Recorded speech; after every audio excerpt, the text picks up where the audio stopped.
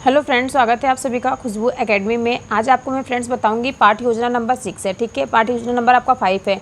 4 पाठ योजना मैंने आपको करा दिया है। ठीक है, और मैं हमेशा आपको बताती हूँ पाठ योजना कैसे बनाना है। आप लोग देख करके फटाफट बना लीजिए अपना। ठीक है, किस प्रकार बनाना है, सबसे पहले आपको डालना है पाठ योजना नंबर। जो भी पाठ योजना नंबर आप बना रहे हैं, पहला, दूसरा, तीसरा, चौथा, पाँचवा, आपको 30 पाठ योजना या फिर 20 पाठ योजना, कम से कम आपको 20 पाठ योजना बनानी होती है। ठीक है, अगर आपको इंटर्नशिप लगता है, बीटीसी या फिर आप डीएलएड कर रहे हैं या फिर आप बीएड कर रहे हैं, ठीक है, उसमें आपको ये पाठ योजना की फ़ाइल बना करके स्कूल में, जिस स्कूल में आपको अलॉटमेंट हुआ है, जिस भी स्कूल में आपको टीचिंग करने के लिए मिला है, उस स्कूल में आप 30 दिन, 1 महीने का अपना पूरा करेंगे टीचिंग। उसके बाद आपको ये बना के लेके जाना है।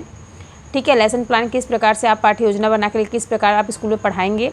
उसके बाद जो स्कूल के प्रिंसिपल होते हैं उनसे आपको हस्ताक्षर करा करके स्कूल में जमा करना होता है। ओके, तो इसी प्रकार से फ्रेंड्स देखिए, जिस स्कूल का आपको अलॉटमेंट हुआ, जो भी स्कूल आपको मिला है टीचिंग करने के लिए, माइक्रो टीचिंग करने के लिए, तो इस स्कूल का नाम आप यहाँ पे ऐसे लिखेंगे। ठीक है, उसके बाद आपको डेट डालनी है, जिस डेट को आपने पाठ्य योजना बनाई है। फिर आप सब्जेक्ट डालेंगे, किस सब्जेक्ट को आप यहाँ पढ़ा रहे हैं। उसके बाद आप क्लास डालेंगे, कौन सी क्लास में आप पढ़ाने जा रहे हैं, कौन सा सब्जेक्ट पढ़ाएंगे। उसके बाद अवधि डालेंगे कि कितना टाइम का आपका जो समय है वो कितना टाइम आप पढ़ा रहे हैं। क्लास डालेंगे, कौन सा पीरियड है आपका। ओके, अब इसके बाद फ्रेंड्स यहाँ पे प्रकरण फ्रेंड्स सबसे ज़्यादा इंपॉर्टेंट होता है, क्योंकि वो टॉपिक आप बताएंगे बच्चों को, कौन सा टॉपिक आप, कौन से सब्जेक्ट का कौन सा टॉपिक आप बच्चों को आज पढ़ाएंगे। तो यहाँ पे आपका हो गया वृक्षारोपण आप पढ़ाएंगे। कक्षा 4 में संस्कृत पढ़ाएंगे। आप क्या पढ़ाएंगे? वृक्षारोपण। कौन से क्लास में पढ़ाएंगे?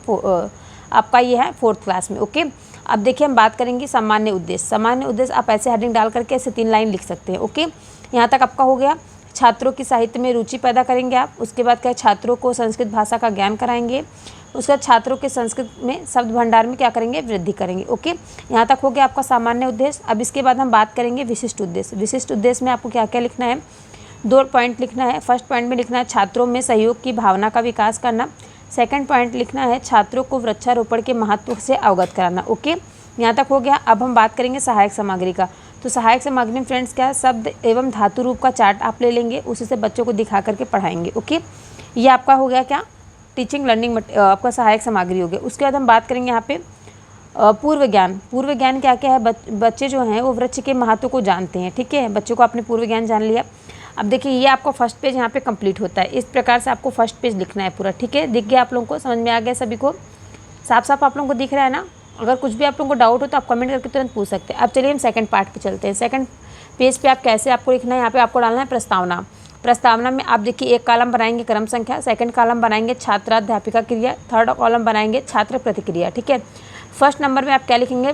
जो छात्राध्यापक हैं, अगर आप टीचर गर्ल्स हैं तो छात्राध्यापिका लिखेंगे, अगर आप बॉयज़ हैं तो आप यहाँ पे छात्राध्यापक लिखेंगे। ओके, तो फर्स्ट में क्या करेंगे? कुछ फलों के नाम बताओ। तो बच्चे बताएंगे, जैसे कुछ फल आम, अमरूद, सेब आदि के नाम बताएंगे। अब जो छात्राध्यापिका टीचर हैं वो फिर से पूछेंगे सेकंड नंबर क्वेश्चन में, ये फल हमें कहाँ से मिलते हैं। तो बच्चे जो है वो आंसर देंगे, छात्र की प्रतिक्रिया होगी पेड़ों से। उसके बाद थर्ड पॉइंट में पूछेंगे वृक्ष या पेड़ लगाने की प्रक्रिया को क्या कहते हैं। तो उसे कहेंगे क्या? बच्चे बताएंगे वृक्षारोपण। ठीक है, यहाँ तक तो हो गया आपका प्रस्तावना। उसके बाद आप डालेंगे उद्देश्य कथन हेडिंग। फिर इसमें आपको लिखना है छात्रों जो हैं वो आज हम वृक्षारोपण नामक पाठ का अध्ययन करेंगे। ठीक है, उसके बाद यहाँ पे प्रस्तुतिकरण होगा, जहाँ पे आप यहाँ पे मतलब आप पूरा पढ़ के बच्चों को बताएंगे उसका अर्थ सहित। उसके बाद आदर्श वाचन कराएंगे बच्चों को। छात्र अध्यापिका जो है वो शुद्ध, स्पष्ट, आरोह व अवरोह पूर्वक पाठ का वाचन करेंगी। ठीक है, उसके बाद फिर देखिए क्या होगा,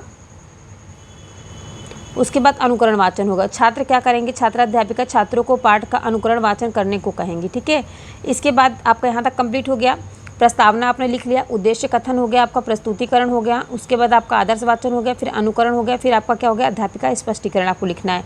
ये कैसे लिखेंगे? इसमें देखिए, छात्राध्यापिका जो है वो एक एक लाइन पढ़कर उसका हिंदी में अनुवाद करेंगी तथा छात्रों को क्या करेंगे? ध्यानपूर्वक सुनाएंगी। ठीक है, आई होप यहाँ तक आप सभी को समझ में आ गया। सेकंड पेज देख लीजिए कैसे लिखना है। पहला हेडिंग प्रस्तावना रहेगा, सेकंड हेडिंग उद्देश्य कथन रहेगा, फिर प्रस्तुतिकरण, उसके बाद आपका आदर्श वाचन, अनुकरण वाचन, अध्यापिका स्पष्टीकरण। ठीक है, सेकंड पेज आपका कंप्लीट हो गया।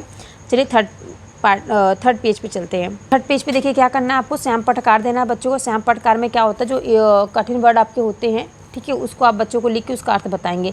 इदम मतलब यह हो गया, सर्वे मतलब सभी हो गया, अधा मतलब आज, विद्यालय से मतलब विद्यालय का, तेषाम मतलब क्या होता है? उनको। तो इस तरीके से बच्चों को श्याम पटकार दिया जाएगा। फिर जो श्याम पटकार बच्चे क्या करेंगे उसको लिखेंगे ना, तो फिर यहाँ पे आप हेडिंग लाइन निरीक्षण कर। तो छात्राध्यापिका जो है वो क्या करेंगे? श्याम पट सारांश को उत्तर पुस्तिका में उतारने को कहेंगे और घूम घूम कर क्या करेंगे, उसका निरीक्षण करेंगे, कौन बच्चा लिख रहा है, किस प्रकार से लिख रहा है। देखते हैं ना, क्लास में आप लोग भी पढ़ाए हैं, आप लोगों की टीचिंग लगी, तो उसी हिसाब से इसको करना है, ठीक है। आई होप आप लोगों को अच्छा लग रहा होगा। उसके बाद बोध प्रश्न, बच्चों से बोध प्रश्न पूछा जाएगा, बताया जाएगा उनको कि यह कौन सा काल है, कुछ लोग क्या कर रहे हैं, अन्य लोग क्या हटा रहे हैं, ठीक है। इस पर बच्चों से क्वेश्चन किया जाएगा। नेक्स्ट है मूल्यांकन प्रश्न, बच्चों से पूछा जाएगा सभी लोग यत्र तत्र क्या कर रहे हैं, यत्र तत्र मतलब यहाँ वहाँ, ठीक है। नेक्स्ट पूछेंगे वहाँ पर कुछ छात्र कहाँ गए हैं। फिर नेक्स्ट क्वेश्चन रहेगा दूसरे छात्र क्या कर रहे थे। नेक्स्ट क्वेश्चन रहेगा कौन उसकी सहायता कर रहा है। उसके बाद बच्चों को गृह कार्य दिया जाएगा, 10 वृक्षों के नाम घर से लिख के लाना है, ठीक है। तो यहाँ तक आपका ये कंप्लीट हो गया, आपका 5वां पाठ्य योजना कंप्लीट हो गया। 4 पाठ्य योजना मैं आपको करा चुकी, ठीक है।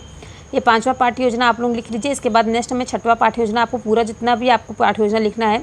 कुछ बच्चे 20 पाठ्य योजना लिखते हैं, कुछ बच्चे 30 पाठ्य योजना। डेली का पाठ्य योजना 30 पाठ्य योजना आप लोग नहीं लिख पाएंगे, क्योंकि क्या होता है 4 संडे पड़ जाता है, उसके बाद 1-2 छुट्टियाँ मिल जाती हैं आपको, ओके।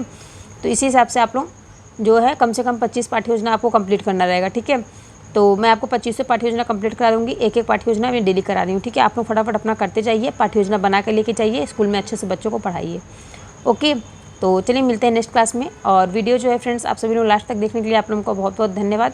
और सभी लोग वीडियो को अपने दोस्तों में शेयर कर दीजिएगा, ताकि आपके साथ साथ आपके दोस्तों का भी सभी का पाठ्य योजना बना ले आप लोग अच्छे से, अच्छी राइटिंग में, ठीक है। तो चलिए मिलते हैं नेक्स्ट क्लास में।